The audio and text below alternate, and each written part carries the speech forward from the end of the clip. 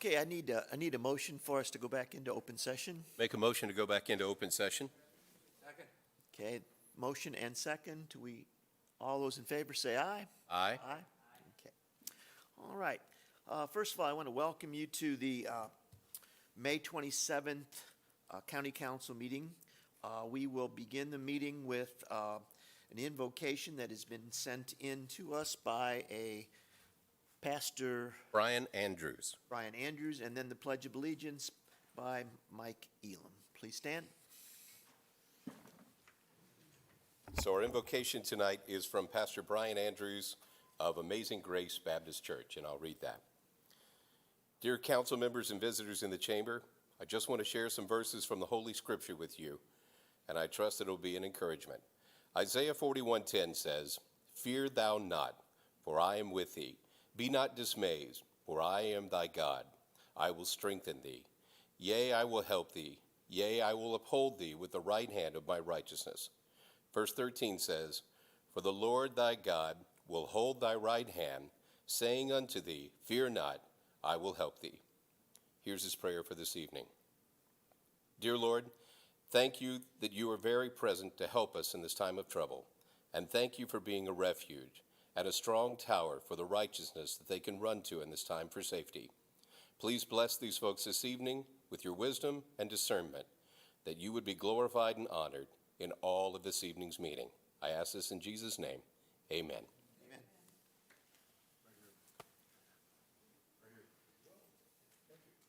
I pledge allegiance to the flag of the United States of America and to the republic for which it stands, one nation, under God, indivisible, with liberty and justice for all.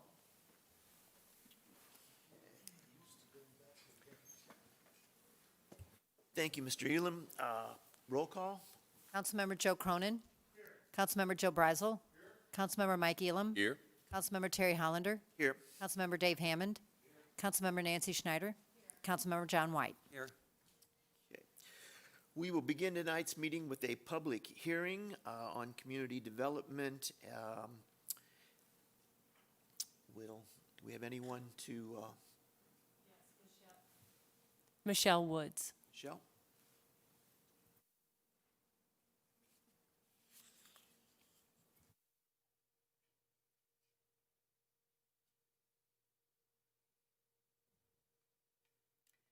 Hi there, good evening. My name is Michelle Woods. I'm the Executive Director of Habitat for Humanity of St. Charles County.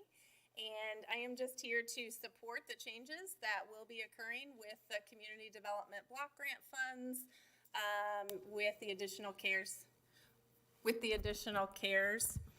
Act funding. So as you know, Habitat for Humanity has a vision where everyone has a decent place to live, and so we just look forward to these additional funds coming into our community to really benefit families with mortgage, rent relief, and really helping to build that stable foundation that we're all know that families, children, and communities need. So thanks for the team here who is working on the Community Development Block Grant changes in a very quick and expedient fashion. Thank you. Thank you. Arnie Dienoff. Mr. Dienoff.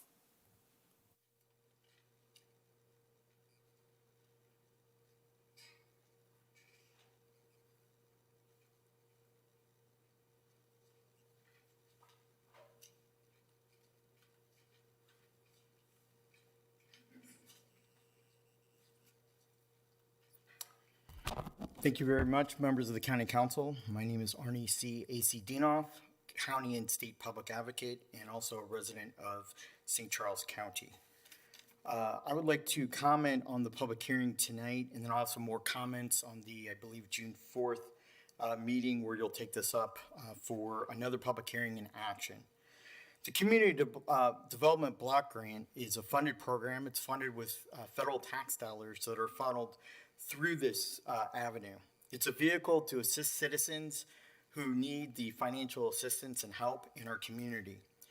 We currently, except for one holdout, have a county-wide consolidated plan, and that plan includes all municipalities, including unincorporated St. Charles County, the major cities of Wentzville, St. Peters, St. Charles. However, the holdout is O'Fallon. And I'm asking that we have a true consolidated plan. Number one, to save on administrative costs, because O'Fallon has an administrator that they pay to the tune of a salary of somewhere in the $60,000 range, plus benefits and a city pension. I'm asking that program management be centralized. Currently, there's a duplication between the county community development block grant fund and the city of O'Fallon fund. There needs to be auditing to make sure that these families actually qualify. And finally, to cut out any potential fraud in this program. This goes to help real depressed and financially strapped families. It deals with weatherization, roofs, lead paint remediation, chemical affected properties that may affect children's health, rental and housing assistance, our homeless population, which, believe it or not, needs to be addressed here in St. Charles County, because in O'Fallon, I know at least 15 people, and there was one family last year living at Mexico and Woodlawn that was 12 members of that family living in the woods on the creek. There needs to deal with the food shortage needs and food banks that are depleting their shelves during this current virus epidemic. Now, the Coronas Act, Relief and Economic Security Act, the CARES Act, I'm opposed to our county taking advantage of the whole $46 million. It's kind of like having your hand out and asking for welfare. We're a conservative county, and we can hold our own and take care of our own population right here in St. Charles County. I'm highly opposed to the $12 million that you want to move the booking area to the second floor, which is a former emergency management office. You built a $25 million complex in O'Fallon to move the emergency management office because every employee filed a OSHA complaint and have medical claims against the county self-insurance fund for mold, dampness, medical sickness. Medical and respiratory complaints by every employee, and as a matter of fact, one of them lost their life, in which you settled with them to the tune of $300 and some thousand settlement in circuit court. So I'm asking that we don't spend this $12 million in putting it in a mold-ridden area, because if you look at the floors 3, 4, and 5, it houses the county prison population.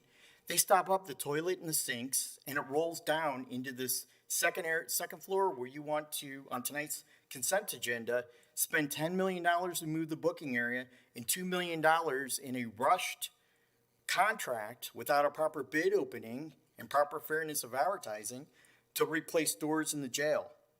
Now, the consultant said that it was going to cost $150 million to make renovation to our downtown jail. I'm asking that you look at a centralized location in O'Fallon next to the police department to put the new jail for $70,000, which will save taxpayers $70 million to build a state-of-the-art facility, rather than putting $150 million to renovate the current facility. Now, you've already, with this Coronas Act federal government grant, it's far and overreaching. Mr. Chairman, You've already- this is a public hearing for community development block grant funds. If we have a regular public hearing for other comments, so would you keep to the topic, please? Mr. Chairman, I am testifying, and it's my right under the U.S. Constitution and the housing of the Department of Urban and Housing Affairs to testify on facts regarding the expenditure of $12 million with the Coronas Act for our county jail, which is hypocritical. I believe that the public hearing, though, is on what you've already spoken on prior to that. And I would ask you to reserve those comments for public comment, which you'll have an opportunity to do in just a Mr. couple of Chairman, minutes. part of the $46 million to amend this act and citizen participation plan is so you can expend $12 million in the consent agenda. So I'm right on par with my public comments. If you divert to Mr. Watson, your county counselor, please. Those funds are not, Do I have the floor back? If you wrap it up quickly, and then you'll get your 3 minutes when it comes to. No, I understand, but here's a public hearing, and I have some very detailed information to go through, that if you don't meet these acts, you're not going to get your funding, because you'll be violating the federal code. So you hired an unqualified architectural and engineering and consultant firm that knows nothing and has never built a jail in America. And that is just hypocritical of this council. I have a problem and will file a complaint with you expending the $12 million with the Housing and Urban Development, Department of Housing and Urban Affairs, the secretary of that department, with the Inspector General of the United States to highly investigate along with the U.S. Attorney's Office, and the Corona's auditing team at the Federal Fraud Hotline that needs to look into this. These services need to be taken, and this testimony needs to be taken seriously by you, the elected and appointed officials. We need the CARES Act team, a CARES Act team locally to oversee these expenditure of the $46 million in funds. Where are the actual amendments to the citizen participation plan? I have not seen those amendments. So according to section number 6, page 5 of your public hearing published at the county's website, I'm making a request now to receive the printed version upon my request so I could see the actual amendments that you're making to the public participation plan. But for you to take advantage of the far-fetched, when you already had these needs to pay for during our general budget needs to make these corrections to the correction department, for you to take advantage of the Federal CARES Act is just outright fraud. It's wrong for our citizens. We're all taxpayers at the local, county, state, and federal level. And I ask that you not expend CARES Act in the amount of $12 million to renovate our jail. You're putting bad money down the hole of a mold-ridden second floor that floods because of the prisoners on the 3rd, 4th, and 5th floors. And I ask you not to spend those monies through this act. Thank you. Thank you, Mr. Dienoff. Are there any other speakers on this public hearing? Okay. Next on the agenda is public comments. I would just like to point out to folks that you need to fill out a card, first of all, that we will have a maximum of 6 speakers at 3 minutes per speaker. And if there is an issue, we will stick with that issue and go back and forth with pro and against. Okay? First speaker.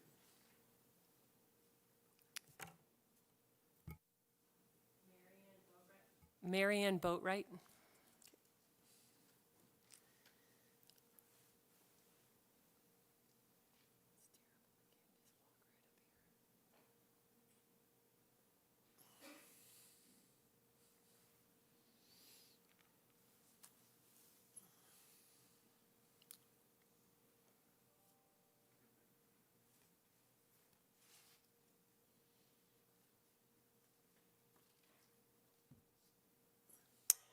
I'm disappointed at how little some on this council know and represent their constituents.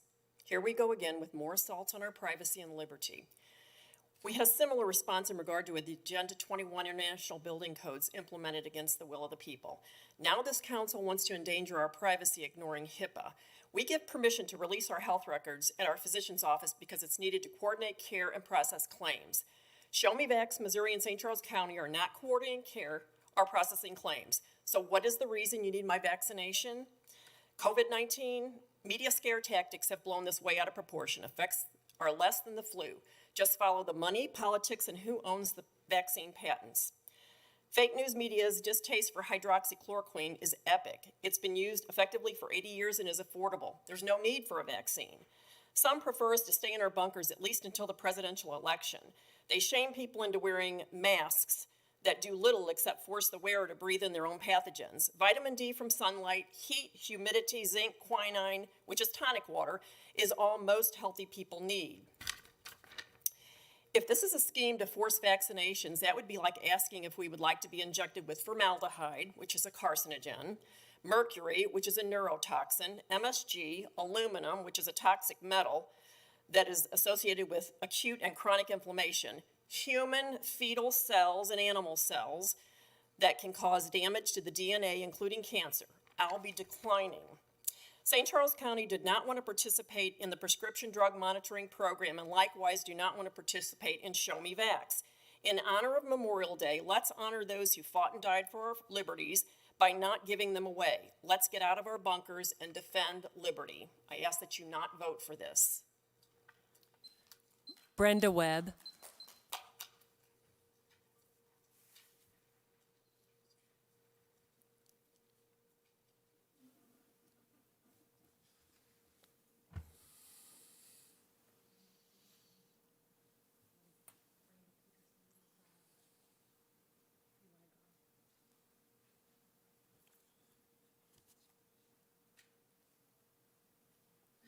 Good evening, guys. Thank you for allowing us to come speak. And just in case any of you don't know, those poisonous things that she mentioned, those are in vaccines. If you read the labels, that's what's in them now. So we're opposed to that. Okay, so I have a statement here, actually from a retired nurse who could not make it tonight. So she says, I do not understand how any of this is legal.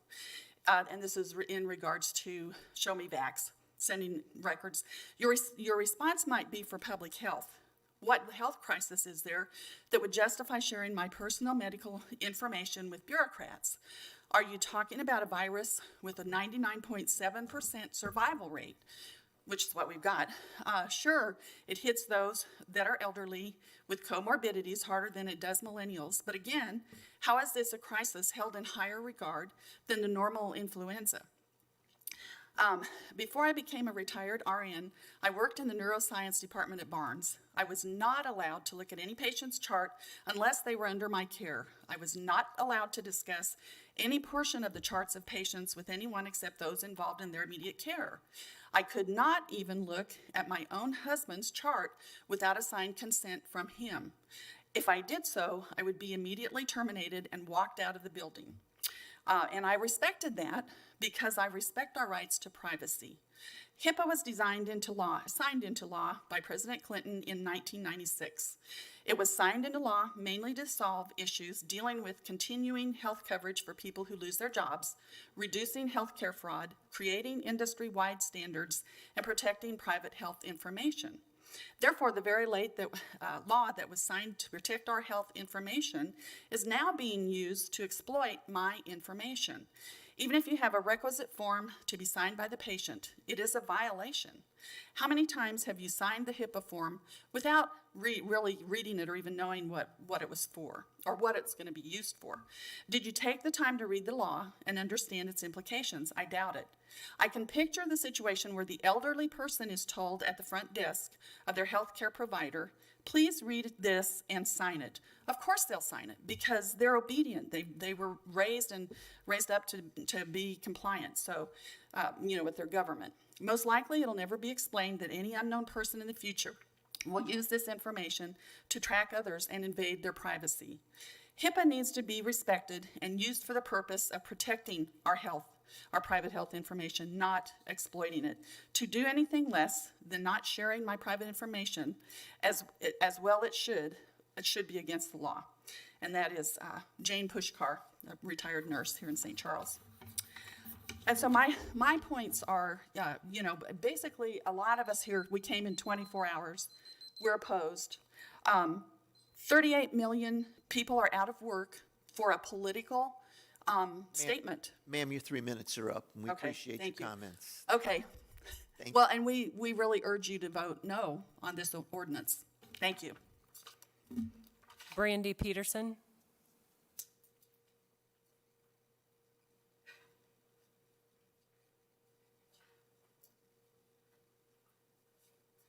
It's my honor to come and speak to you today.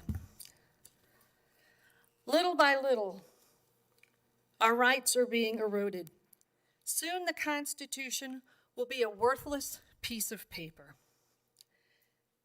Nowhere does it say in this information what it is going to be used for and to what end.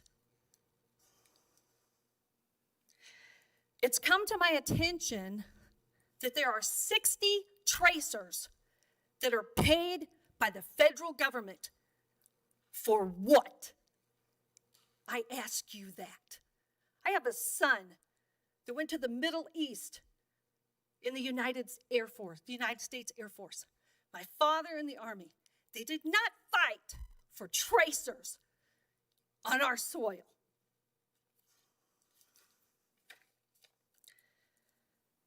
So if you don't do what a vaccine is mandated to do, and you don't do what X says, then what? That's not being answered. Our rights are being dwindled down. Then what? Gun control? Property control? I'm concerned. This is a privacy issue, period. I hope you don't pass this. If you do pass this, which I hope you do not, it is supposed to be narrowly defined, and after a health crisis, it is then to be reversed. It should not be in any way, shape, or form passed at all. When you put your hand on the Bible, or you just pledged allegiance to that flag, you pledged allegiance to protect the United States of America, and this is not what you pledged. I urge you to oppose this. Thank you. All right, thank you. Speakers? There are 7 speakers all against, so we've had 3 against, and you can decide if you want to hear more. Oh, we'll allow 2 more, okay? Bev Ellen,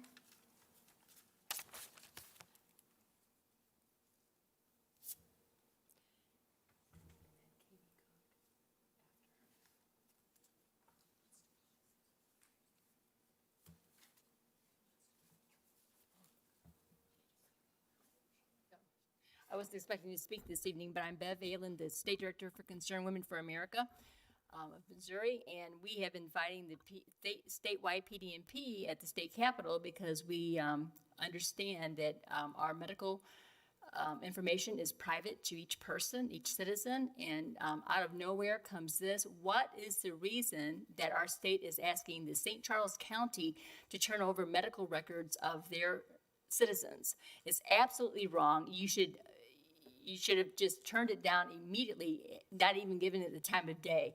This is a republic. Your main role as office holders is to protect the life, liberty, and property of the people. And the private property of the people is the private information. Our private information is our medical information. This shouldn't even be given the time of the day. You should oppose this. This is St. Charles County, and your office holders to protect the citizens of St. Charles County. and Carol Pitzer.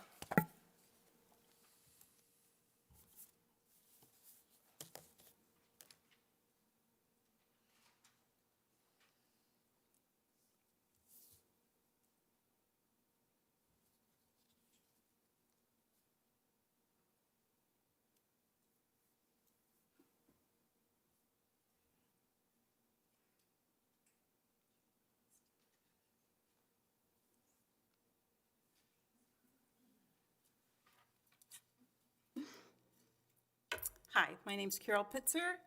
I live in St. Peters, St. Charles County, and I'm got a lot of questions tonight. I basically, like everyone else, I would like to know, where did this come from? Who brought this to you? Why are you considering it? What is the reason for this? Why are you just voting on it? Why aren't the voters? There's obviously people here that are concerned about it tonight. Why aren't they voting on it? Just like the PDMP, we fought against that. You guys passed it. After we fought and we fought and we fought and we fought. This is a republic. This needs to go to the voters if it needs to be voted on at all. I'd rather just see it thrown out. This is a great place to throw it out. I'd really appreciate that. There's several of the state reps that are concerned about this. John Weeman might have contacted Mike Elam and Dave Hinman.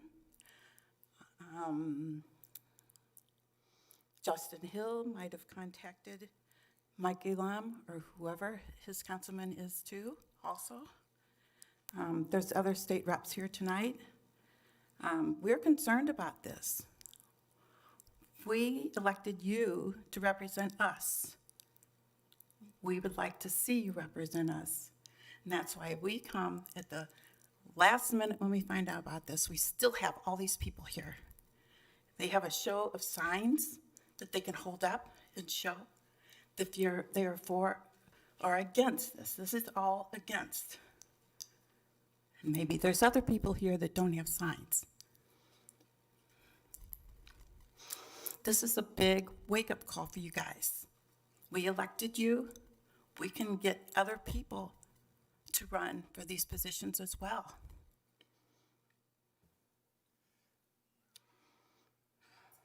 I didn't write anything down, so I'm kind of flying by the seat of my pants. But this is a privacy issue. I don't understand how, I see it violating HIPAA, as was pointed out by the previous speakers. I don't know how it can even be considered. I know that everything seems to have a political background, an underlying root, and I know that the COVID reports are not correct. Most people who died were in nursing homes. They were elderly and already had a very weakened immune system. They had one or more Thank you, ma'am.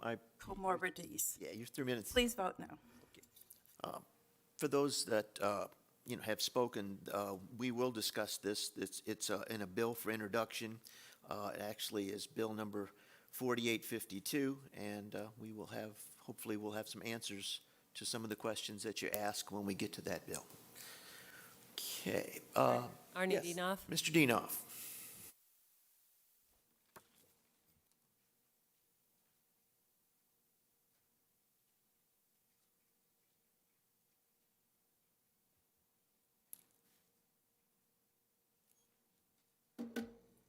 Thank you very much, Mr. Chairman. My name is Arnie C. A.C. Dienoff, County and State Public Advocate, and also a county resident. The public has an inherent right to testify before you are elected officials. I was denied and cut off during my 3-minute speech last meeting 2 weeks ago over criminal charges that were buried of the county executive's son. And I want to bring those to light because it's a fact. Again, Somebody disagrees with Mr. Dienoff. take me to court and sue me for Mr. libel. Dienoff, That is a fact. we have discussed this a number of times, I Mr. have the Dienoff, freedom of and I would, speech. I reached out to your county counselor to make an arrangement. This is not a communist county. We do not Miss- live in martial law. Mr. Dienoff, Constitution. Mr. Dienoff, could you please just hold on for a second? We certainly respect your opinions, but please stick to a topic where you are not discussing people on this council's families. Those are off limits. Please, Drug charges that are buried in the county executive's son. Now- That's a problem. now, We have a constitution. Mr. Dienoff, go ahead. We'd like for you to continue if you're going to continue on a subject in which, Again- that is not a personal matter. Well, they're facts. Will you continue on a subject other than that? We have constitution, state law, and we are protected. The 3 minutes is given to me to speak about my grievances and facts to you.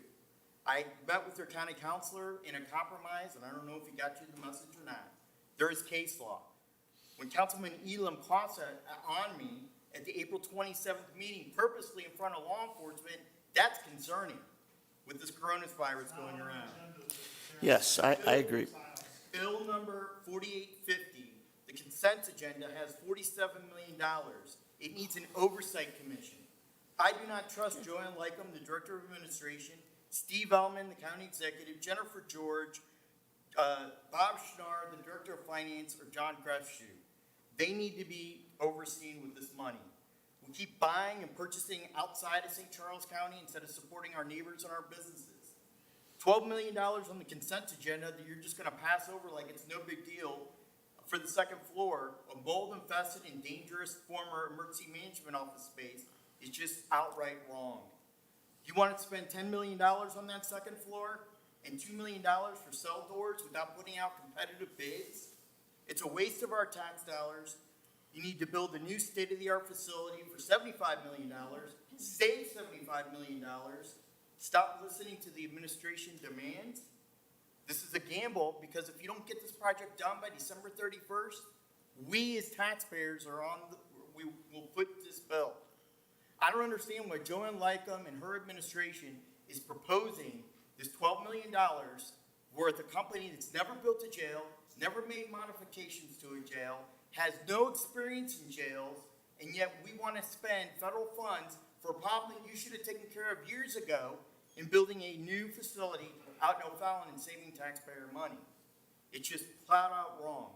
And I ask that you peruse and ask the important questions under the consent agenda, because this is not something to sneeze at and just put your rubber stamp on yes, because Steve Ellman pays for your campaigns. Thank you. Okay, any other speakers? No more speakers. Okay. All right, seeing no more speakers, oral report from the county executive. Thank you, Mr. Chairman. I just have a few things I want to say about the ongoing issues with the coronavirus. And let me make sure, can I have the first slide? As you know, we've, over the years, made great efforts to go ahead and monitor traffic in this county, and it was usually to convince MoDOT that we needed wider roads or more of them. We've used those same sort of monitoring devices to keep track of traffic in St. Charles County over the last 2 months. And as you can see here, when all the stay-at-home orders were issued, the people in St. Charles County responded, as did most people in the region. The interesting thing is that was pretty consistent for 2 or 3 weeks, but the point that you see here is for the last, 4, 5, 6 weeks now, there has been an opening, whether the governor's order allowed it or not. People have been getting out more, and I think that's a good thing, and encourage people to continue to get out as long as they feel safe, and I encourage businesses to do everything they can to make them feel safe. Next slide. This kind of shows you the percentage of the river crossing, and as you know, most of you know, half the people who live in St. Charles County do not work here. And of course, most of them work on the other side of the Missouri River. And you can see that there was a real drop-off in the number of people crossing that river to go to work. But as in the other slide, it's been growing and increasing. And the point again here is that to the extent that you see here, the county has been opening up, and businesses have been opening up, and more people have been going back to work for at least the last 4 or 5 weeks, and I hope that's something that will continue. Next slide.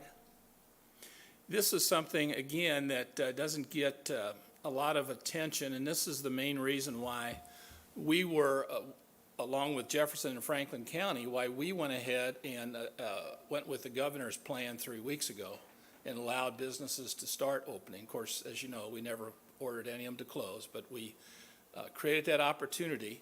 And to do that, under the CDC and the president's guidelines, you were supposed to have 14 days in a row of decline in cases. And this is a 14-day average. And as you can see, we are well past the 14 days. I think we're up to 43 days in a row now where the situation has been getting better. And again, I want people to know, we want people to know this, because we do want to encourage them when they, encourage them to go ahead and start frequenting our businesses and our restaurants. And I think this is the best evidence we can give them that it's getting safer all the time. Next one. This is, again, to show the difference and perhaps explain why we were able to open along with Jefferson and Franklin, and St. Louis City and County have not. This is the cumulative cases per capita You know, when you open the morning paper, it has the absolute number of cases in Missouri and Illinois and various jurisdictions, but it's very misleading because some jurisdictions obviously are much larger than others. And when you look at it on a per capita basis, you can see that we have a fraction of the problem that the city of St. Louis has. So once again, I show this to you to encourage you and encourage the public and let them know that things are getting better. The next, this is just this takes the same numbers, and what it does is take the cumulative cases per capita and it moves ours back 6 weeks. And if you notice back in April, second week in April, the rate of growth in the 5 jurisdictions wasn't that different. We were only 6 days behind. And it's at that point that some people, you know, were becoming concerned. But the good news is, since that time, as you can see, we have flattened the curve. And whereas City of St. Louis and St. Louis County have continued to go up, we've flattened the curve, and we have now for quite some time. Next slide. There's actually 2 here, and why don't you show them the second one too? And what this is, it just shows the deaths. And the reason I want you to see that is 80% of the 54 deaths that we've had in St. Charles County, 80% of them have been people over 70 years of age. 70% of them have been people in nursing homes. So in the future, and I think Dimitri will probably say more about this, we've been concentrating the last few weeks on trying to help that particular group of people because they're the ones most at risk. People over 70, and especially if they have some sort of prior existing condition. So again, 50% of our cases are people over 50. But the people who are suffering the most and the people that are dying are the people over 70, and especially if they have some sort of condition, and most of all, if they're stuck in a nursing home. So whereas we have a lot of good news I just showed you, I just want to caution people that if you're in that particular age group, maybe the news isn't quite as good as it is for some younger folks in the region, and I just want to caution those people to continue to be very, very careful. Thank you, Mr. Chairman. That's all I have. If there's any questions, I'd be glad to try to answer. Thank you. Yes, Ms. Cronin. I think you'd turn on your. I have a question that I got from O'Fallon Councilman. Can you tell, or you and Dimitri tell us what Phase 2 means and when you think we might be ready for it? We tried to call the governor's office today to ask him exactly that question. Because, as you know, on Monday, our casino is planning to open. I've been very concerned that we would be the only one open. I'm not as concerned now because I know the city of St. Louis casino is going to be opening as well. But we will be getting more and more people coming out here. And I'm not sure exactly by that time, by next Monday, the governor's order would have or will have expired. Somebody told me 2 days ago that the governor was going to go ahead and just let it expire and do nothing. Then we heard from another good source last night that he was going to go ahead and extend the order that he has now. When we had our last conference with the governor's office, I basically asked him to let us know as soon as he could what Phase 2 is going to look like. But at this point, I can't tell you. I'm really very much would like to know, and when I find out, I'll let you know right away. Thank you. Okay.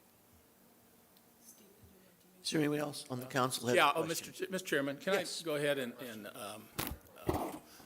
allow Dimitri to go ahead and take the rest of my time? And I know he's got some issues, some things he wants to talk about testing, which questions that were asked last time. Okay. So if you would allow that, I'd appreciate it. That would work out well.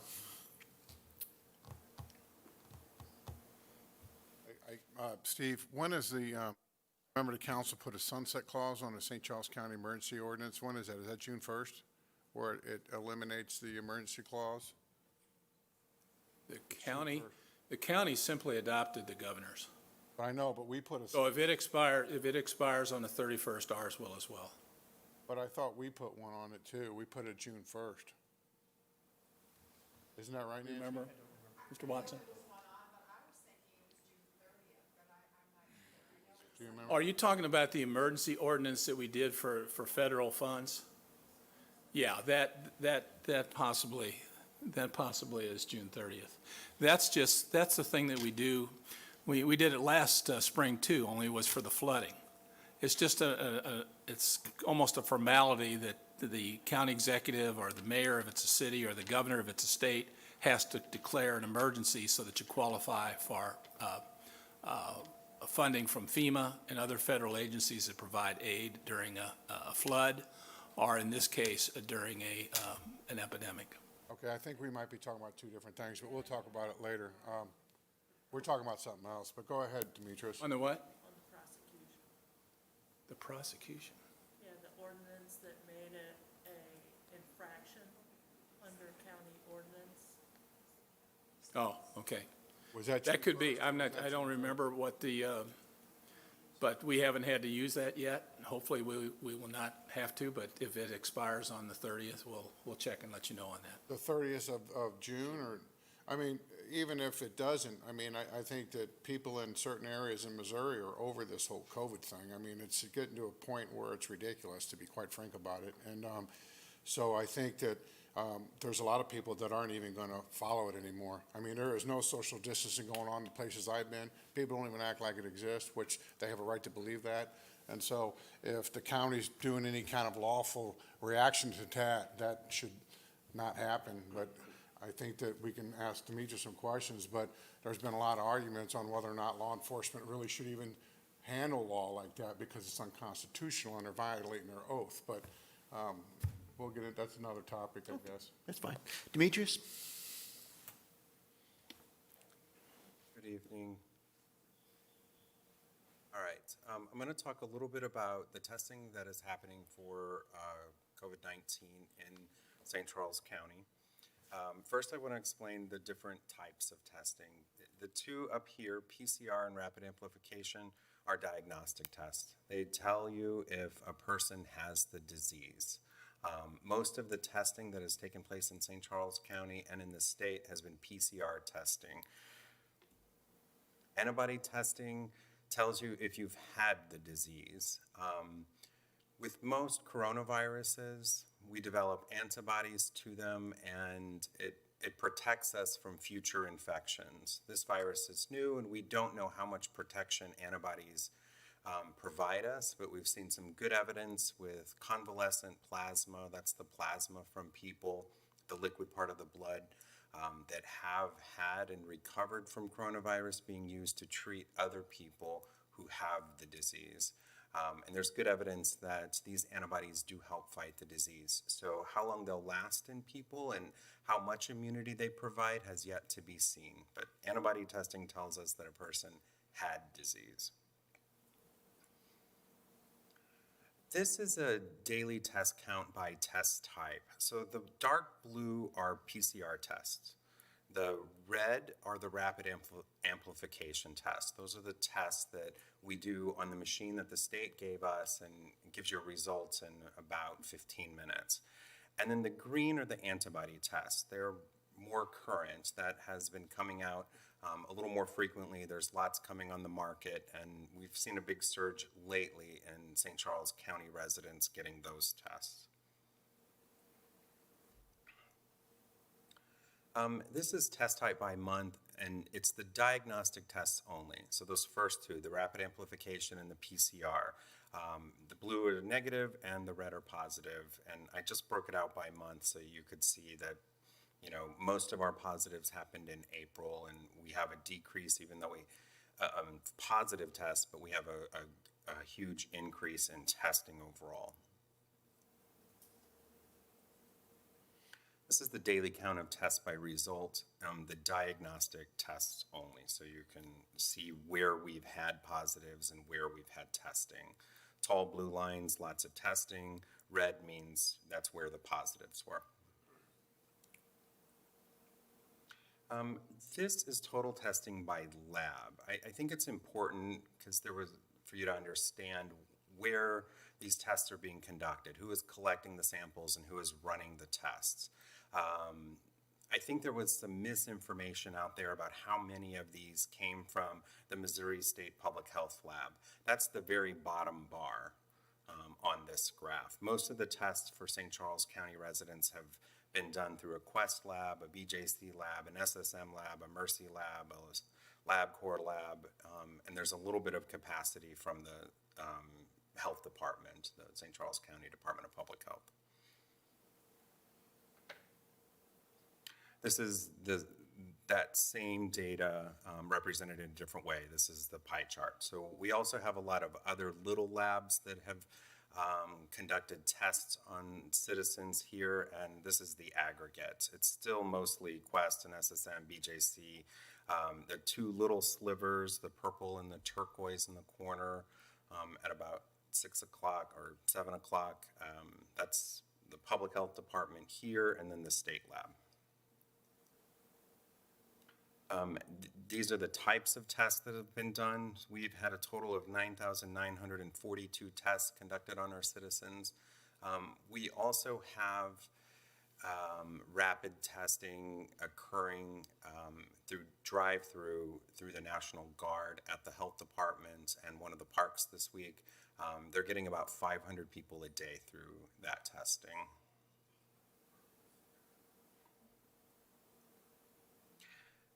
This is test results by age. So red are the positives, blue are the negatives again, and you can see where people are testing positive based on their decile age group. There's very small numbers in these older age brackets, but those are the people hardest hit by coronavirus.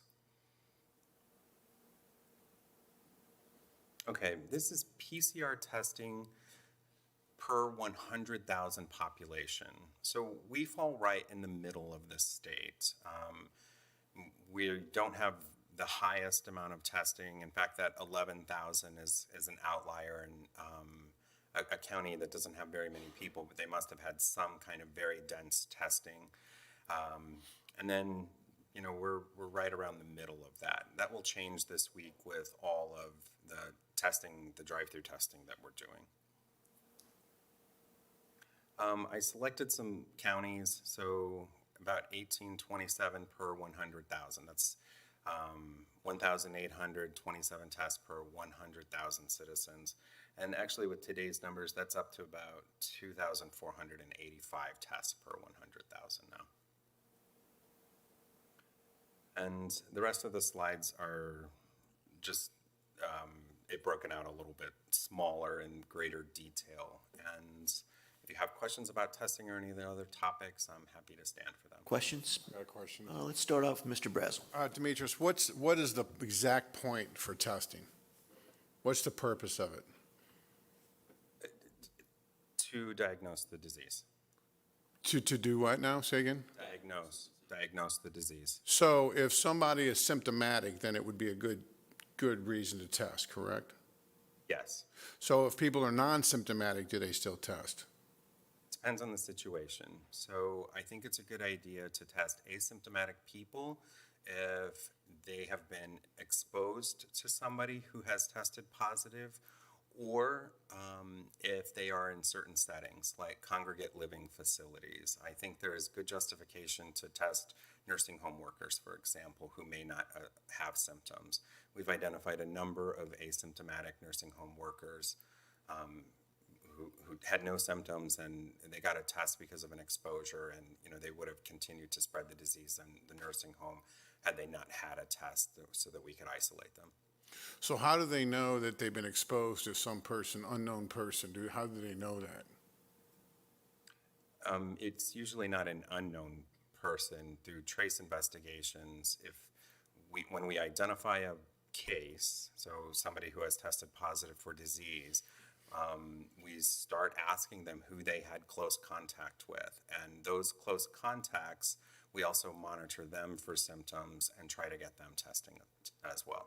Okay, so these 60 tracers that are put on however they're put on staff or whatever, or through the federal government, through this COVID CARES Act, is that their job to, if someone were to go test and they had it and they were not symptomatic, but they might have had it, will it show a result of having COVID if you've had it a month ago?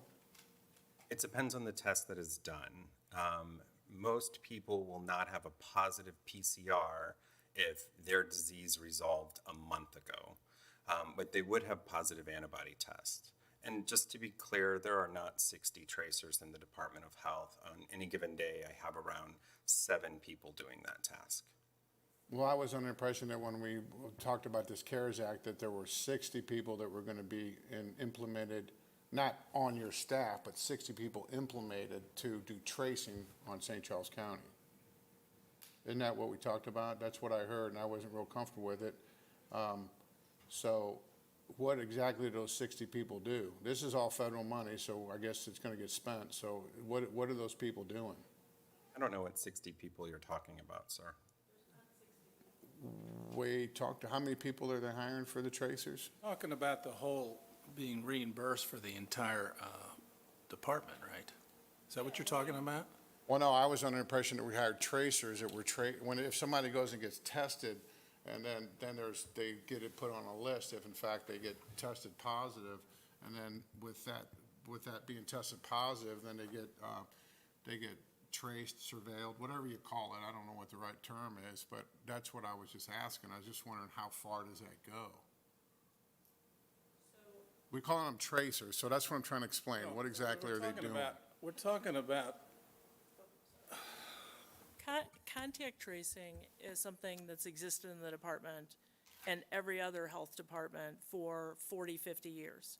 If you get any reportable disease, then if you get that disease and once they know, if it's something that's easily transmissible, they will contact you about who have you been in contact with so that they can let those people know that they need to be observant for symptomology of that disease. That's part of the basis of public health in the United States. So it's not novel to the coronavirus. It has to do with transmissible, reportable diseases in the United States. This never would have happened, Mr. Brazel, this never would have happened in your restaurant, but if it had, and you had food poisoning, okay, the public health department would have talked to the people with the poisoning. They would have also talked and tried to find out if there was anybody else that ate in that restaurant that particular day. They would do the same thing with pneumonia, well, not pneumonia, tuberculosis. Tuberculosis, there are several other diseases that are reportable. People have to report them. A doctor or somebody has to report them if they occur. And that's so that the department then can find out who else might have been exposed to that same thing. And that's what we've done with the coronavirus, and that's what everybody else in the country has done as well, if they're responsible.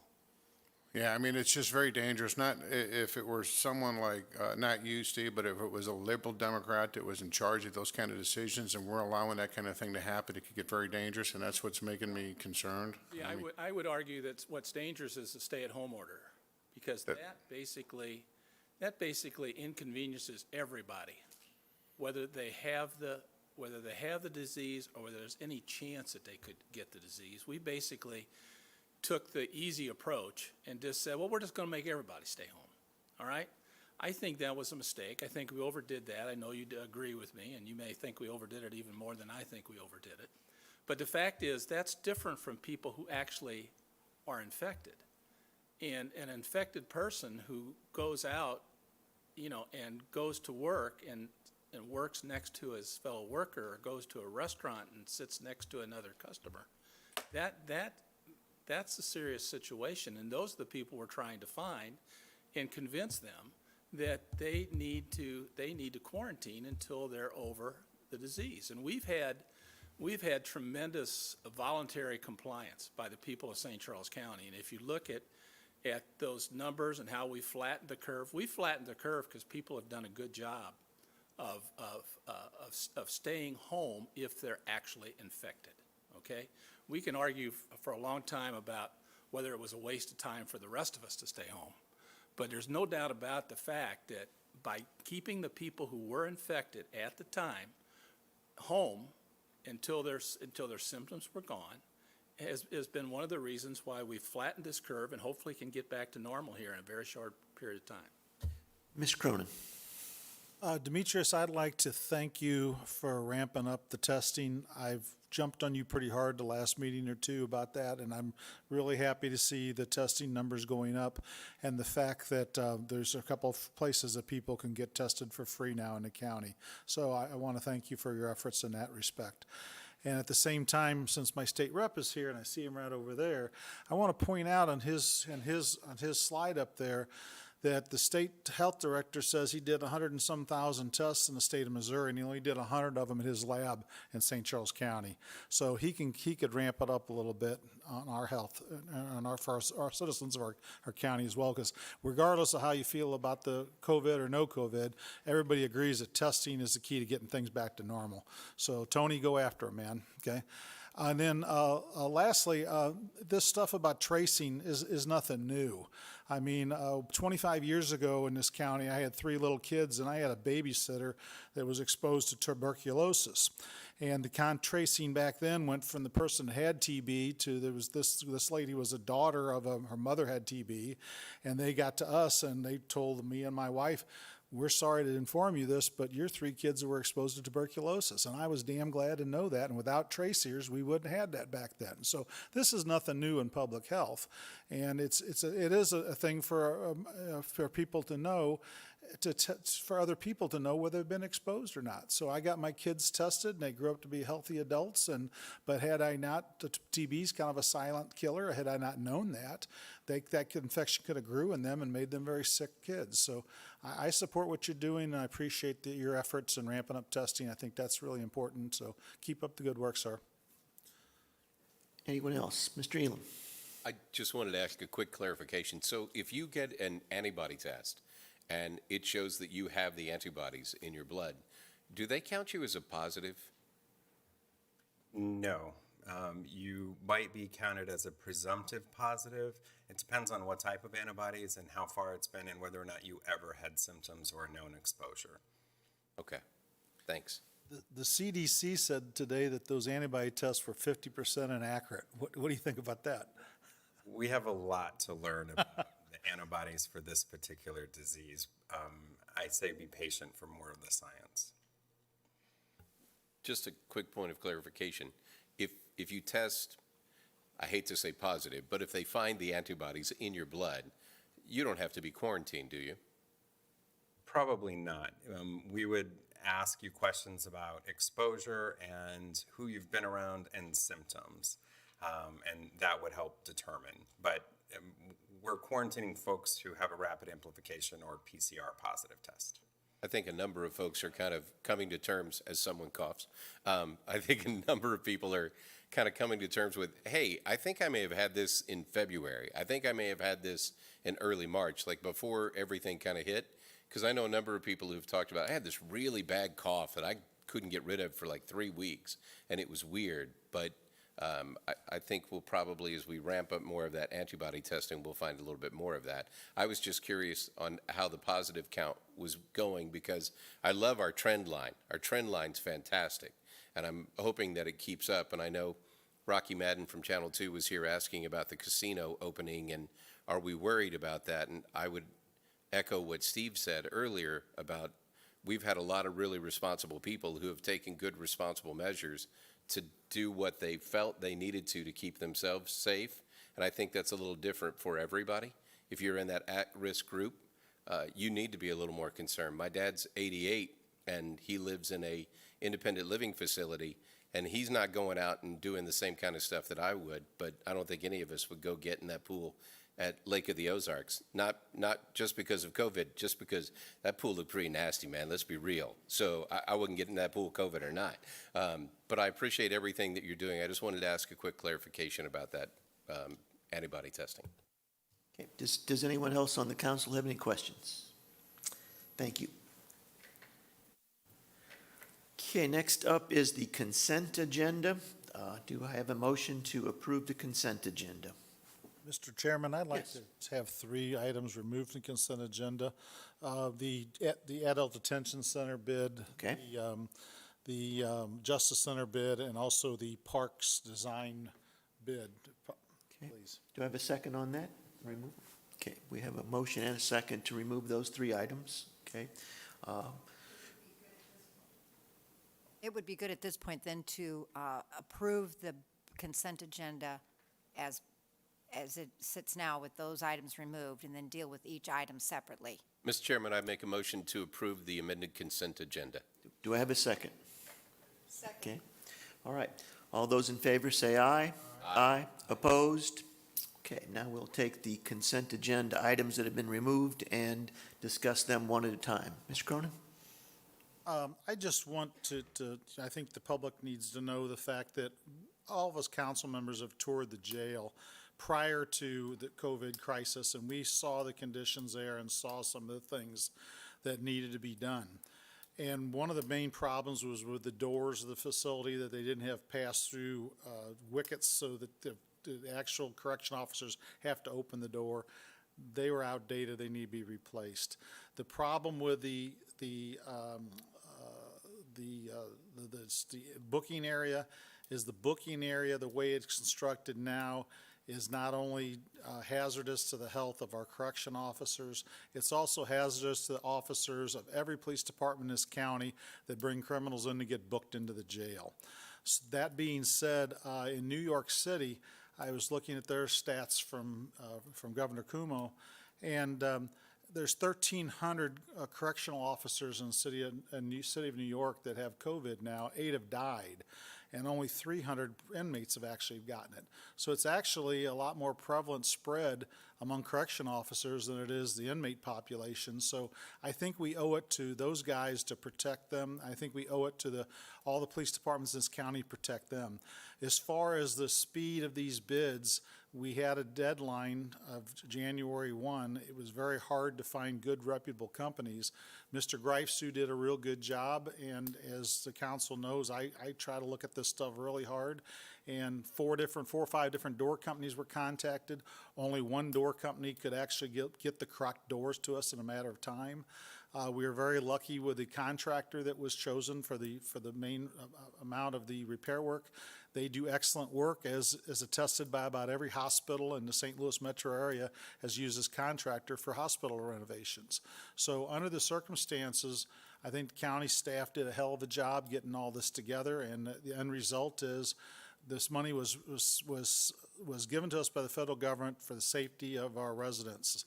Those residents also include the correction officers that work on our jail, also include the police officers from all the departments in the county that have to deal with that jail. So I'm fully supportive of those 2 items, sir. Okay.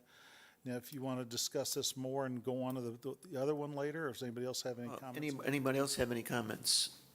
I'd like to echo what you said. You said you explained things very, very well. And the bids on this particular project were discussed and looked at by each council member, and actually we are excited about the bids that we ended up receiving, especially from the general contractor. Okay, Mr. Cronin, would you like to comment on this 3rd item there? I got a little problem with the parks one, okay? And Mr. Graham's done a hell of a job, but I mean, this contract will basically, we've spent $2 million this year for parks design, and I think that's excessive. And I won't support this one like I did the last one, because I think for a couple $1 million, we could get our own civil engineer, draftsman, and a few other technical people that could be used not only for current 3 parks projects, but future parks projects. So my thoughts would be is maybe think about having Ryan down the road start thinking about having his own staff, and that way we can do this work in-house probably substantially cheaper than we can keep farming it out to consulting companies. Okay. That's my opinion, sir. Okay. Any other comments on that particular subject? Mr. Elam. So I would suggest, since Mr. Cronin not meaning to vote for you, but from the way I understand what you just said, you're in favor of 2 of the 3 items that you pulled off, but you are not in favor of 1. That's correct. Therefore, I would suggest that we vote on each one individually, if that's all right with the council. It's okay with me. Any objection there? Okay, let's, first of all, we will vote on the first issue that was removed from the consent agenda, which was the Justice Center door replacement. Okay, all those in favor say aye. Aye. Opposed? Okay, that particular one passes. The second one was the Justice, the Facilities Management Adult Detention Center for McCarthy Construction. All those in favor say aye. Aye. Opposed? Okay, that one passes. And finally, the Parks and Recreation bid on the yes. Creek. Yeah, Indian Creek. Okay, all those in favor say aye. Aye. Opposed? I think we're going to correct on that. Indian Creek is the one that's for the trails. I don't have a problem with that. I have the one problem with Numeli Lakes with Farnsworth Group. Okay? Okay, all right. You're good with the one in your district, but not the one in Joe's? Just kidding. No. The Indian Creek, just to be clear, the Indian Creek went out to 4 or 5 bidders. That's for trails. Yes. Okay, that's $300,000. I got no problem with that, okay? Because that's just the actual construction work. The other one is for the Numeli Lakes in Mr. Brazel's district, and that's for over $1 million, and we're not doing anything but a lot of plans. That's the one I got a problem with, okay? So, It is. yeah, it is, at the bottom of the screen. Yes, yeah, it's down here at the bottom. Yeah, okay, Parks and Rec. Okay, let us vote on the professional services, design and development of parks at Numeli Lakes, Farnsworth Group. All those in favor say aye. Aye. Opposed? Hey. Okay, it passes. All right, moving on from the consent agenda, we will have bills for final passage, starting with bill number 4846. Bill number 4846, an ordinance amending the zoning district map of the County of St. Charles, Missouri by rezoning land from A Agricultural District with floodway and floodway fringe overlay districts to Riverfront District with floodway and floodway fringe overlay districts as per application RZ 20-03. Any questions or comments on this particular bill? Seeing none, please call the roll. An ordinance amending the zoning district map of the County of St. Charles, Missouri by rezoning land from A Agricultural District with floodway and floodway fringe overlay districts to Riverfront District with floodway and floodway fringe overlay districts as per application RZ 20-03. Councilmember Cronin? Yes. Councilmember Brazel? Yes. Councilmember Elam? Yes. Councilmember Hollander? Yes. Councilmember Hammond? Yes. Councilmember Schneider? Councilmember White? Yes. Okay, bill number 4846 passes. Next bill for final passage is bill number 4847.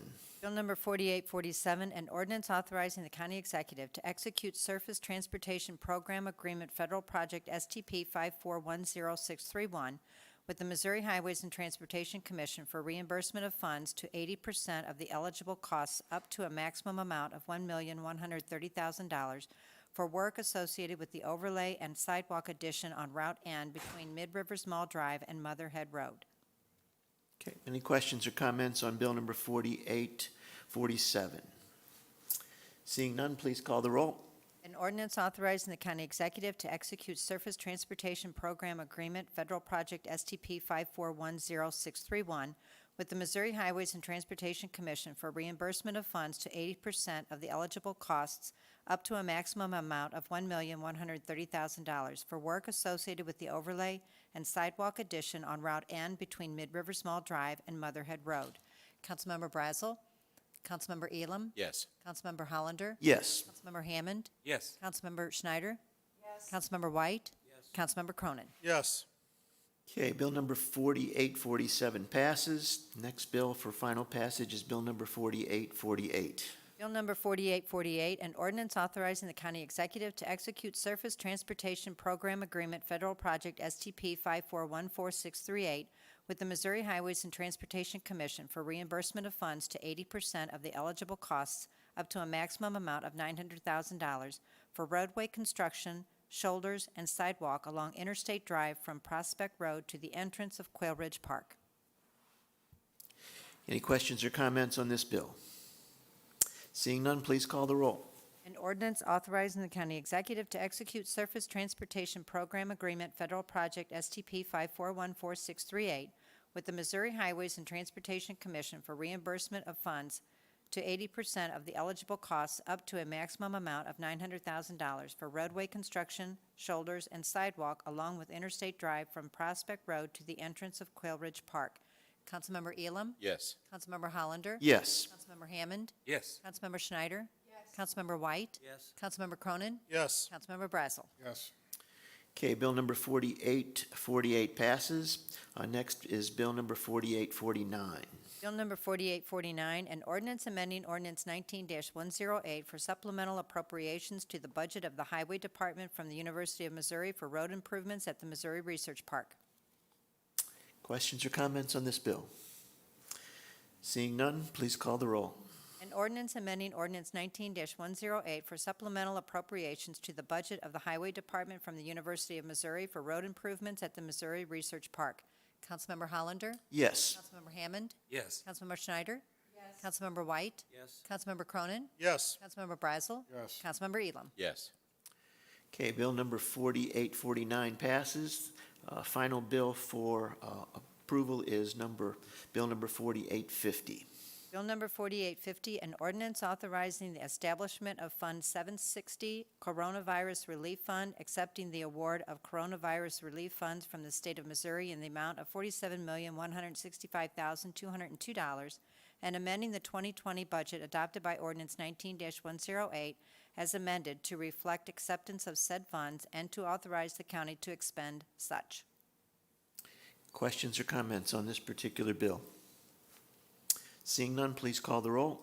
An ordinance authorizing the establishment of Fund 760 Coronavirus Relief Fund, accepting the award of coronavirus relief funds from the state of Missouri in the amount of $47,165,202, and amending the 2020 budget adopted by ordinance 19-108 as amended to reflect acceptance of said funds and to authorize the county to expend such. Councilmember Hammond? Yes. Councilmember Schneider?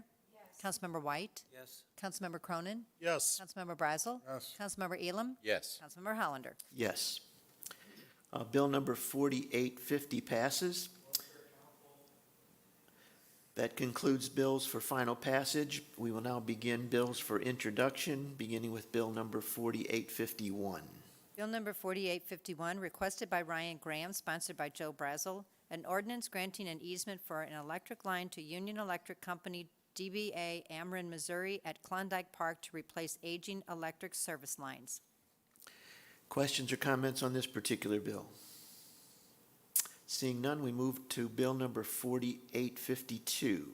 Bill number 4852, requested by Dimitri Chianchi Chapman, sponsored by Terry Hollander, an ordinance authorizing the county executive or his designee to execute a memorandum of understanding between St. Charles County and the Missouri Department of Health and Senior Services for the state's immunization data repository known as Show Me Vax. Okay, this is the bill that we had a large number of folks show up tonight and discuss. Dimitri, if you will come forward, I'm sure we have questions, and hopefully we can get some answers.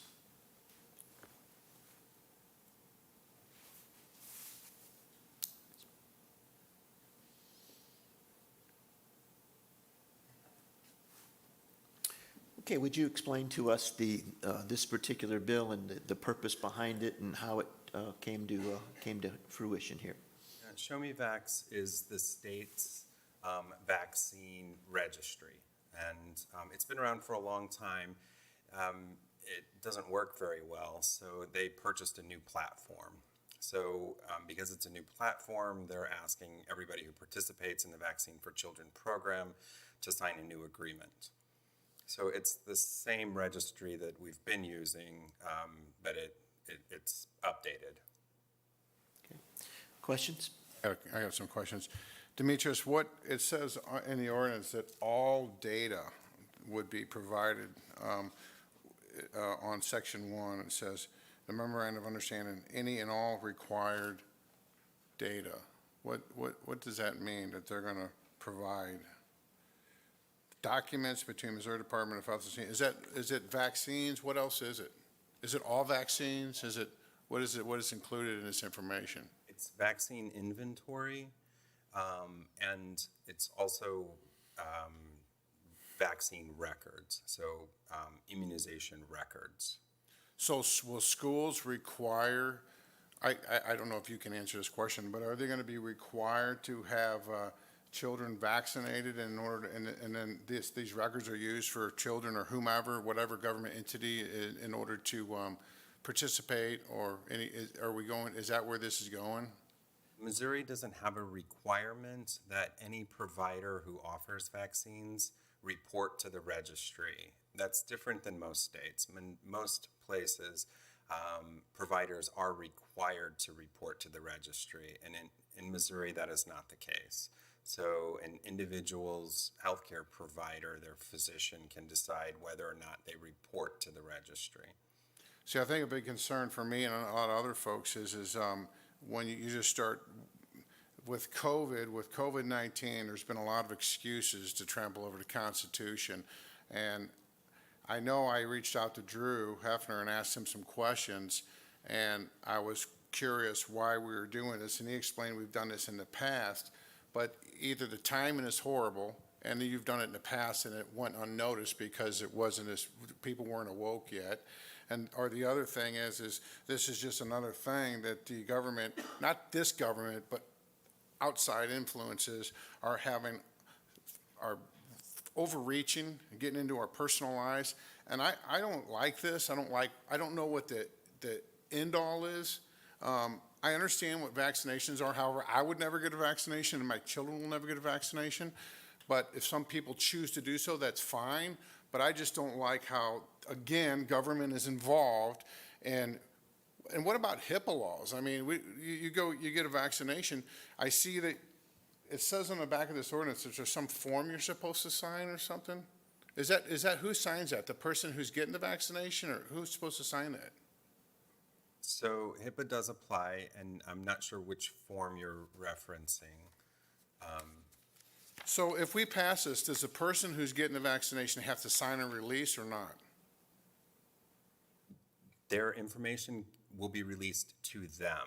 So when somebody comes to the health department to get vaccines, we don't release that information to anyone else, but we do give it to the person getting vaccinated. And it's not uncommon for people to come back 20, 30, 40 years later and ask for their vaccine record because they've lost it.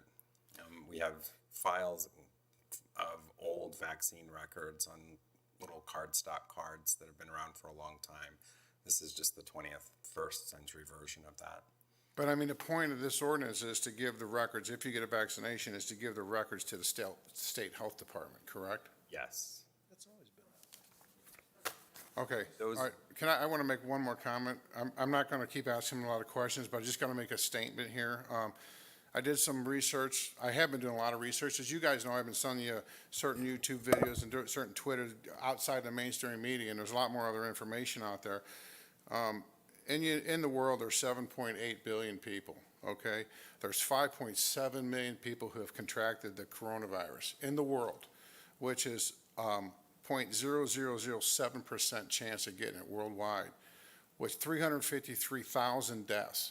It's not even 0.0001% chance of dying. In the United States, there's 330 million people with a total cases of 1.7 million cases of coronavirus, which is 0.01% chance of contracting it, 0.01 chance. And this was on the World Health Organization's website I got today.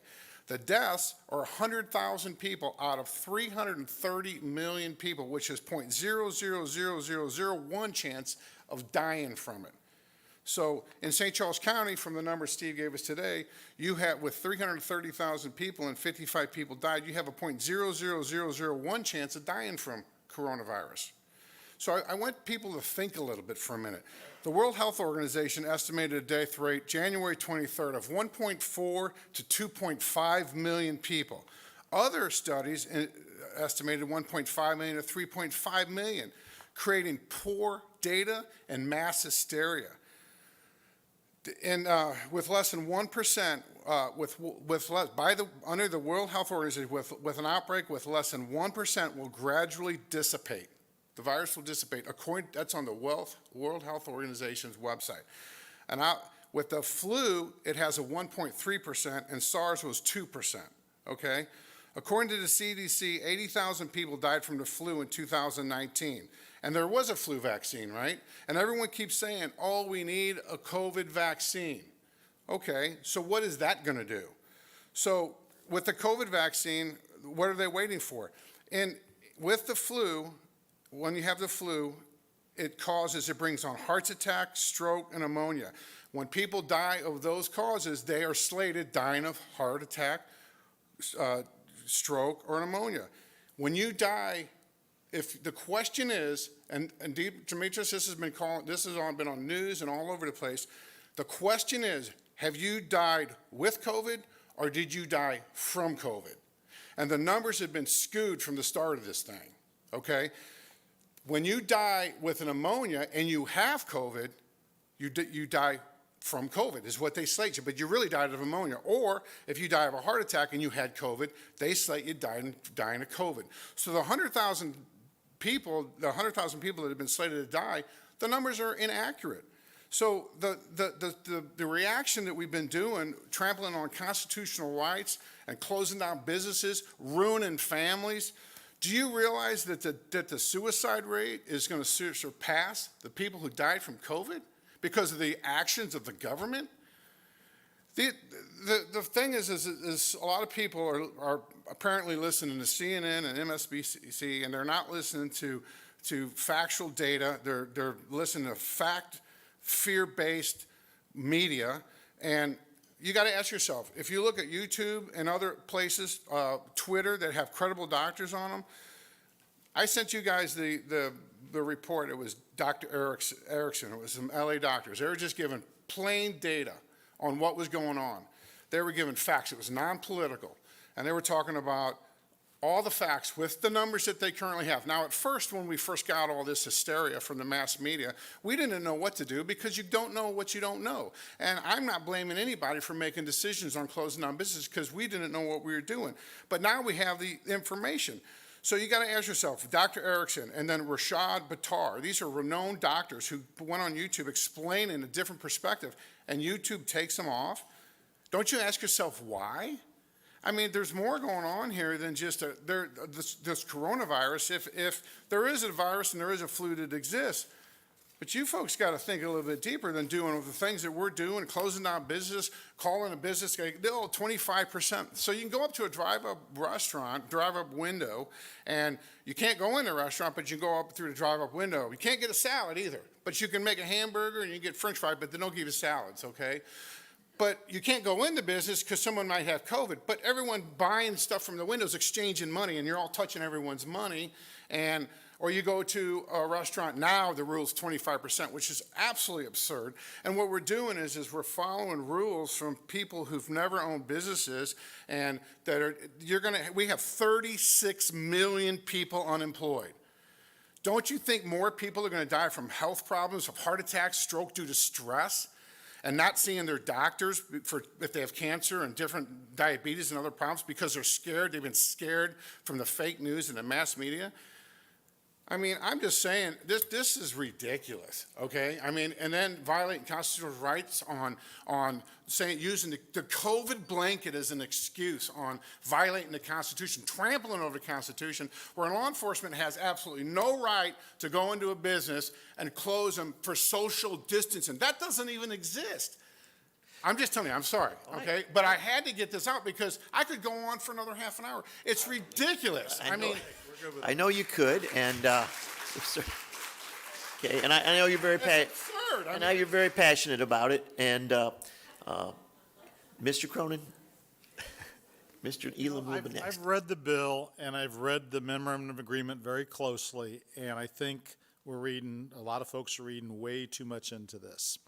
And I'll just tell you why. And Mr. Ellman likes to tease me about the fact that I always go back to experiences in my life to make decisions. Okay? But back when I was 17, I was a foreign exchange student. And to get my visa, back then you had to get a visa to go to different countries in Europe. I had to get a hold of the state health department and get a copy of my polio vaccination and my vaccination record. I couldn't get into those countries, okay? The only thing this bill does is let this gentleman's department transmit information to the state department in a more efficient manner. That transmission of information has been going back and forth between public health agencies like his and the state for decades, okay? But now instead of the little paper cards like they did when I was a kid, now it's done electronic. You know, so there are a couple different things about it. One would be is the only thing it allows is him to access records. So if I go into the health department and say, geez, I want to know that vaccination I got back in 1962 that my mom took me to, is that still valid or not? His department can access the records. And the other thing is if I took my grandson in there to get a shot, okay, it would be on the record so the school could access it and say, yeah, we'll let him in school with that. It does nothing more than let people share the information. Now, for you folks that are real concerned about that, get your vaccinations at Walgreens, and then he don't know nothing about it. Okay, to me, this is a big deal over nothing. And when you read the far into it, it says very, very clearly in the memorandum that it will abide by all state and federal privacy laws. So the data has to be secured by every federal and state law. So I get it. I understand what it's about, and I don't think it's trampling on anybody's rights. It's something that's been going on for years, and it's all about keeping people healthy. So that's my 2 cents on it. Thank you, sir. Mr. Elam. So I appreciate that you understand it. I don't, so that's why I want to ask a couple of questions. So help me understand if you would. So who actually provides the information to the state? So if my kids get vaccinated, who provides that information to the state? Whoever provided the vaccine. So if family pediatrician? Yes, if they opt in. Remember, in Missouri, there is no requirement to opt in. So some pediatricians do and some do not. So you jumped a question ahead of me. So thanks for that. Because I was going to ask, is this for everyone or is this just for kids? The vaccine, Show Me Vax can have anyone's record in it, but it's primarily for kids. They're the ones getting most vaccines. Okay, because I know before my kids start certain grades, because we're public school, and when you start that, you have to show, hey, have you gotten these shots and blah, blah, blah. So I didn't know if it was going that way. So the other question I think you just answered is, can a person opt out of this registry and choose not to be involved in this? Yeah, but the way to do that would be to opt out of going to a provider that uses the registry. So to Mr. Cronin's example, if I was one of those folks that felt uneasy about anyone knowing my vaccines or my children's vaccines, if I went to Walgreens and I got this done, no one would be the wiser that I got the vaccine except for the person who got it. Is that fair to say? You'd have to ask Walgreens whether or not they're participating. Okay. Is there a way to find out who participates? Ask the provider. They'll know if they're participating in Show Me Vax or not. Okay. So, I mean, with all due respect to some of the folks who showed up during building codes, and I respect the Agenda 21, because I didn't know anything about Agenda 21 until you guys showed up when we were doing building codes. But just because something is new to you doesn't mean it's new. So some people showed up when we were doing building codes a couple of years ago and said, you have 8,000 pages of code you're trying to put on people. Well, we actually cut the code down that year from what the current code was. So we didn't put any new code on that was there. We actually cut pages back and updated some stuff and made it easier for contractors to do business.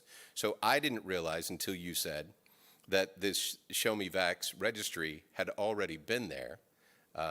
Shame on me for not knowing that, but I didn't realize it was there and that it was updated. But I like the fact that you can opt out of it. So not everyone shares the same privacy concerns. That's pretty obvious because I have Facebook So I know not everyone shares the same privacy concerns, because I know a lot of information about people that I don't need to know, like who was in a lake pool and who wasn't. So if you have a problem with that, it sounds like, if I understand correctly, you can talk with your provider and you can opt out of the registry. If you don't have a problem with it, you can take part in the registry and everything's fine. Am I understanding that correct? Yes. Thank you. I appreciate your time. Okay, are there any more questions for Dimitri on this particular bill? Okay, just a reminder, this is just the first reading, and this bill will not come up for final passage until our next meeting. Okay? Chairman. Yes, Mr. Hammond. After hearing what was just said, how many people are still opposed to this bill? Please raise your hand. You know, I have all my medical records, going back to when I was a little kid. My parents gave that to me when I left home, and I've kept all my medical records from the military up until now, and I don't know that I care to share those with anybody, but so I'm not gonna be supportive of this bill, and I'm gonna vote against it. Okay, any other comments? Yes, To Choir of Dimitri. yes. I've got a friend whose son is real involved in this whole vaccination debate. And I know people on both sides feel very strongly about it. But in Missouri, and I just want to make sure I understand, nobody has to be vaccinated? That's correct. And if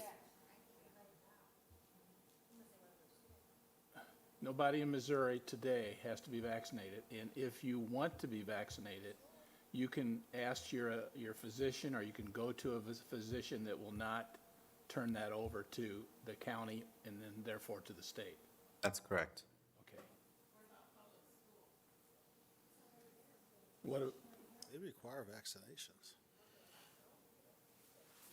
Okay, any, I think, Demetrius, the question is, will you say that now it's not required, vaccines, right? And I know you don't have a magic wand, but how many states were not requiring it but now are? Do you know that within the last 5 years? I do not.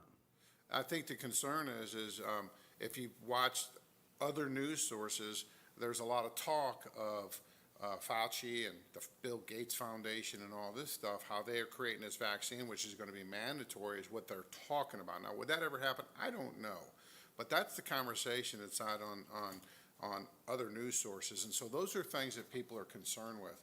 If you're not watching mainstream media, you're getting other sources.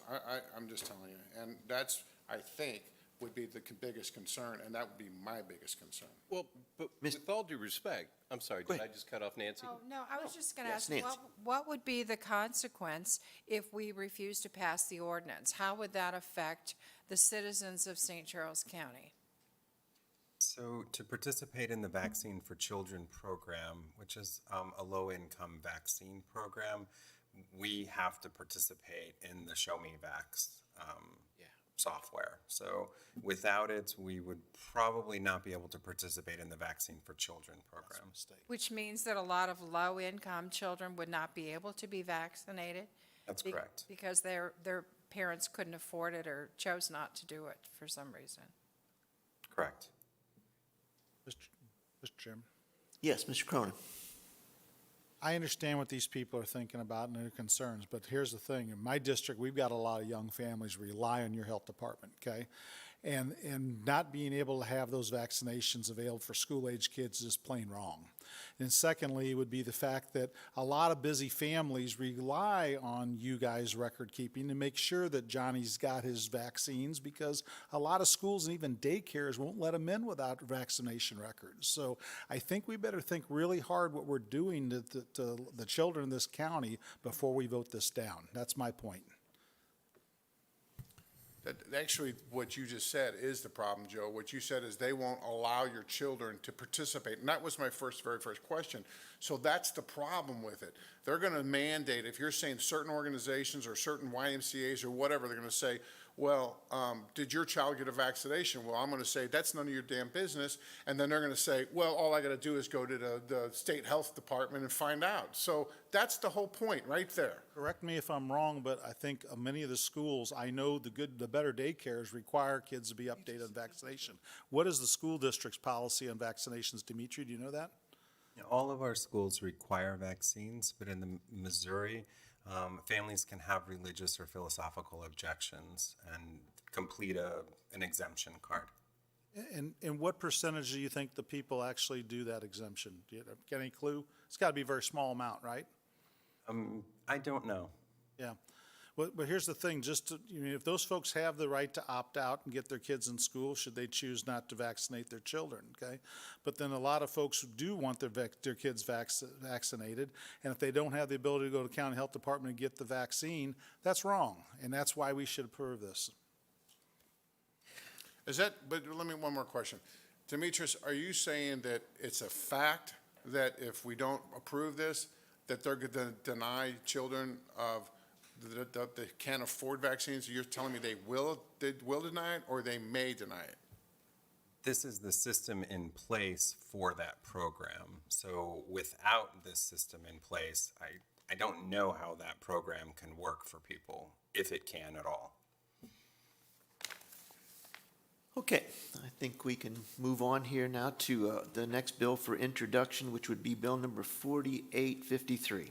Bill number 4853, requested by Bob Schnur, sponsored by Terry Hollander, an ordinance approving an intergovernmental agreement with the Missouri Secretary of State for the 2020 HAVA/CARES Act grant awarded to the Election Authority and amending the 2020 budget adopted as Ordinance 19-108 by making supplemental appropriations to the Election Authority Fund in the amount of $150,000 for the 2020 Help America Vote Act, Coronavirus Aid, Relief, and Economic Security Act grant to assist with funding eligible costs related to preventing, preparing for, and responding to coronavirus for the 2020 federal elections in August and November 2020.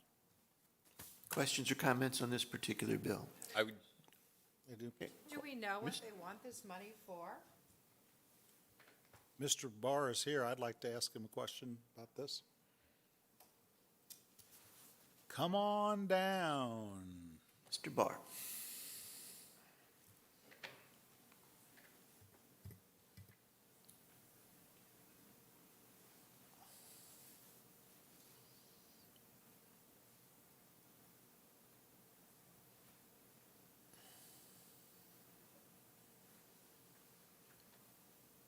So the first question was, does the election authority want to receive these funds?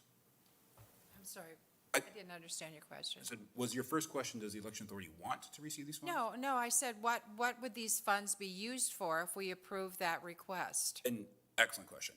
So the first thing that we would use the funds for are the plexiglass shields that I'd like to get for the poll workers. That way all the election judges have a plexiglass cage around them to kind of separate them from the voters. So these would be polling places then? Yes, exactly. And then we have only 107 different polling places. We have about 700 judges, so it's a lot of shields. And plexiglass is not cheap. It's a lot of money. So that'd be one large expense that I'd like to use for it. Another expense that the Secretary of State allows for this is, in essence, hazardous duty pay for election judges. We've had a large decrease of people willing to be election judges for this June election. Not so large that we can't have the election, but it's been a challenge to staff this election. These funds are for the August and November elections. Higher turnout, I need more judges. If I try to do the August, November election with the number of judges I have for June, it would be problematic. And so this would be a way that we can kind of help to incentivize that. Another thing we can use for this is cleaning up the polling places afterwards. More than half of the election poll places that we have are churches and private buildings.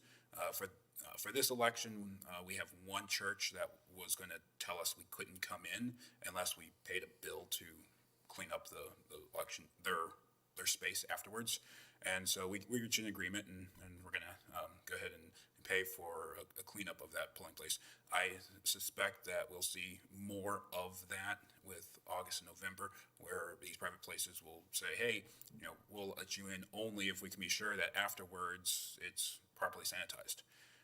And there's a couple other different things, but these are all for specific extra costs due to COVID that are going to be incurred by the election authority, as well as things like buying hand sanitizer for voters and judges, gloves, face masks, all those types of things as well. Thank you. Okay, any other questions for Mr. Barr? Yes, Mr. Cronin.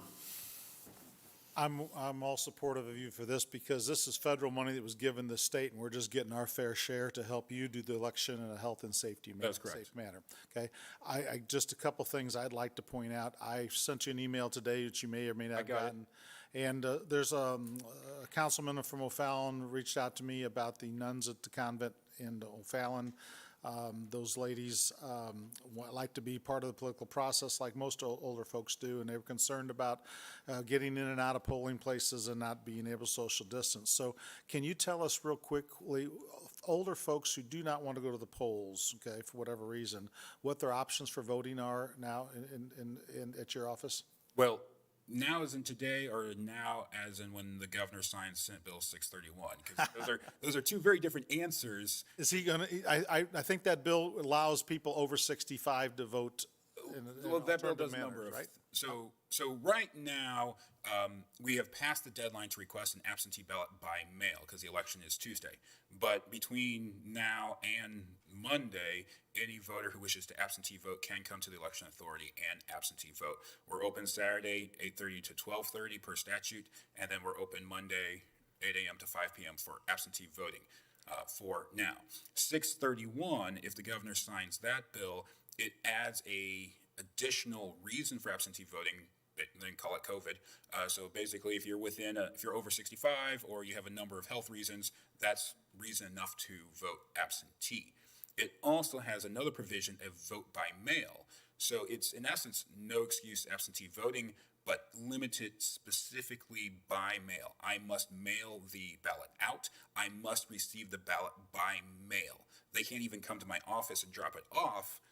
The statute was so specific, it must have a postmark or I cannot accept it. Does it also have to be notarized as well? It does have to be notarized. Yeah, that's a problem for a lot of older people Well, because for they're trying the- to limit exposure to the polls, For the exposure absentee, to the notary. Yeah. well, I understand that. For the absentee section, that does not have to be notarized, but the vote by mail does.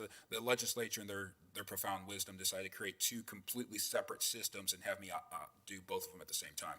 So there's no way you're going to be able to vote in these upcoming elections, period, without going either to a poll, okay, or going to a notary, correct? Is that what I should be telling them? If somebody is confined due to illness or injury, then they can vote absentee, and absentee voting can be either by mail or at my office. If 631 is signed by Governor Parson, then if somebody is 65 years of age or immune compromised or a number of other reasons, they could vote by mail absentee, and that does not need a notary. But if the general public simply doesn't want to vote at the polling place, but they're not over 65 or whatnot, they can still do that for August and November elections, but they need a notary. Okay, but just pointed question. My mother's 91 years old. She's confined to a senior citizen facility in Wentzville. She cannot go out or in, okay? So she should be on our permanently disabled list. Well, she's not, okay, because she's not permanently disabled. But I'm going to tell you, she was a Department of Defense worker in World War II, and my father served in World War II and Korea, and she likes to vote, okay? So that being said, she's confined. She can't get out of there to a notary. Can she vote by mail then? Then you go to our website. We have our form for a permanently disabled list for people just like this who, because they're confined, they can't get to the polling place. All the permanently disabled list means is we will mail your mother a ballot request form. Say, hey, election's coming up. Do you want an absentee ballot?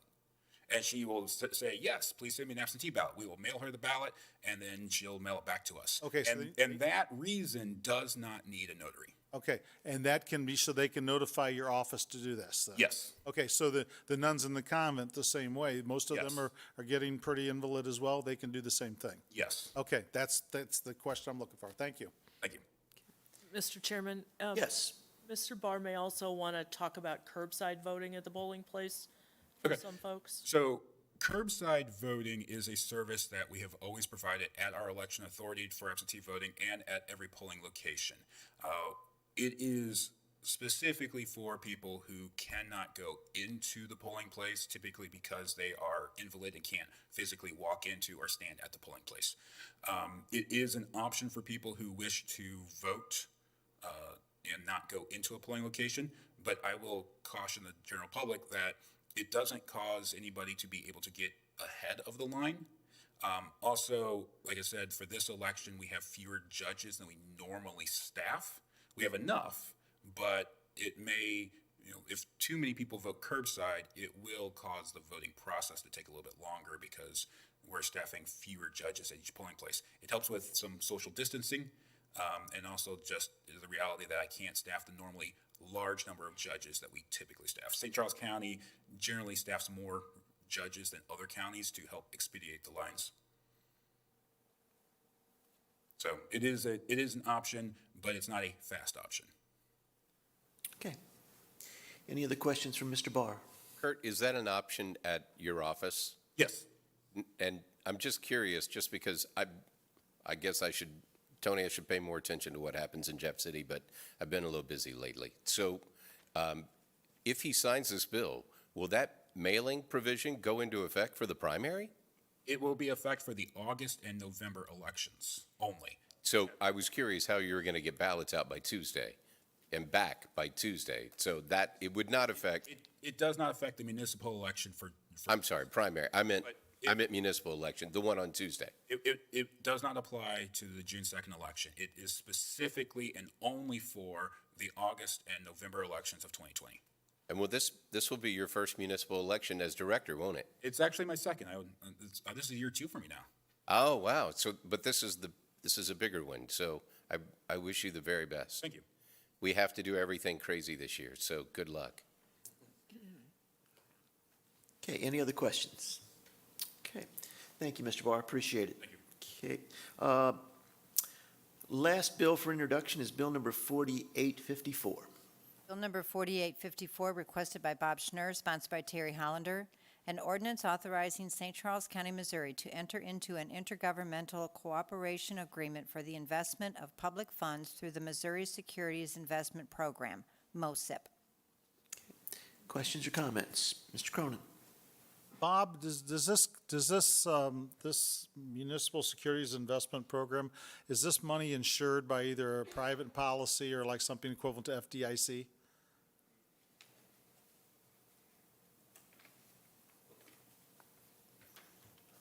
Bob picked the wrong seat to answer questions tonight. But he's going to get his steps in.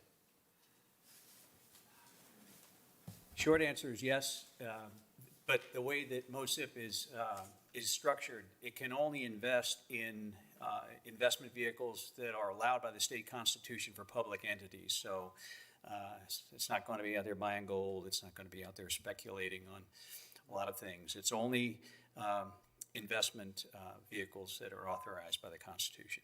You feel secure with it then? Yes. Thank you. Yep. Okay, any other questions? All right, that concludes bills for introduction. Are there any bills to be removed from the table? Seeing none, announcements and miscellaneous. Anyone have any announcements? Motion to adjourn. Second. Okay. This meeting is adjourned. Yes, Mr. Elman. Bob left. Joanne, we're going to go ahead now that this was approved. We're going to ask the cities to submit a final request for funds. Yes, tomorrow. We have their April numbers, we'll get their May numbers, and we'll pay them promptly.